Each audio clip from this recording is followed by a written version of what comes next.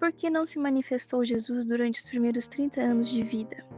Jesus quis participar conosco da vida normal, santificando assim o nosso cotidiano. Jesus foi um menino que recebeu amor e afeto dos seus pais, tendo sido educado por eles. Assim ele cresceu em sabedoria, em estatura e em graça diante de Deus e dos homens, como diz Lucas 2, 51 ao 52. Pertenceu a uma comunidade de aldeia e tomou parte dos rituais religiosos. Aprendeu uma profissão artesanal na qual se afirmou. Pelo fato de Deus ter desejado nascer numa família humana e aí ter crescido, transformou as famílias no lugar de Deus e num modelo de comunhão eficaz. Por que se deixou Jesus batizar por João se ele não tinha pecado? Batizar significa imergir.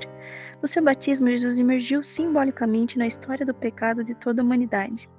Para nos redimir dos nossos pecados, ele seria um dia totalmente imergido na morte.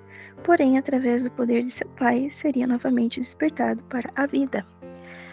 Vinham pecadores, soldados, prostitutas, publicanos, a João, o profeta Batista, porque procuravam o batismo da conversão para o perdão dos pecados, como diz Lucas 3:3.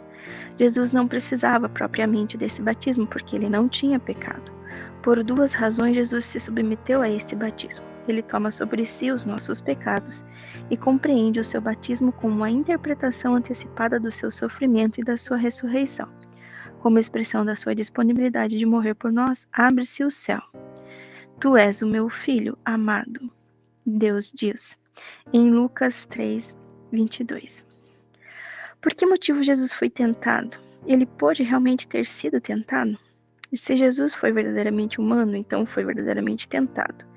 Em Jesus não temos um redentor incapaz de se compadecer das nossas fraquezas. Pelo contrário, ele mesmo foi provado em tudo à nossa semelhança, exceto no pecado, como diz Hebreus 4:15.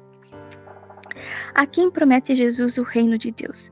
Deus quer que todos se salvem e cheguem ao conhecimento da verdade. 1 Timóteo 2:4.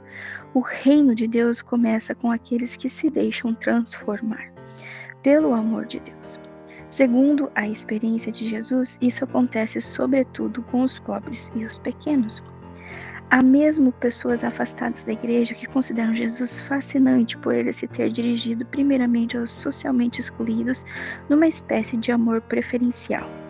No Sermão da Montanha, são os pobres e os aflitos, as vítimas das perseguições e da violência, todos os que procuram Deus de coração puro, todos os que buscam sua misericórdia, justiça e a paz, que têm acesso prioritário ao reino de Deus. Especialmente convidados são os pecadores. Não são os que têm saúde que precisam de médico, mas os que estão doentes. Eu não vim chamar os justos, mas os pecadores, como ele mesmo diz em Marcos 2,17. Complemento. Existe uma comunhão entre pecadores e justos, porque efetivamente não existem justos.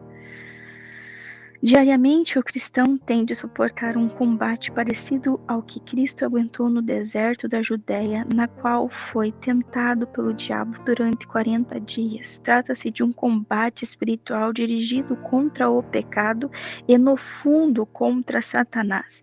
É um combate que implica toda a esperança e exige uma constante e atenta vigilância. Bento 16, em 2006.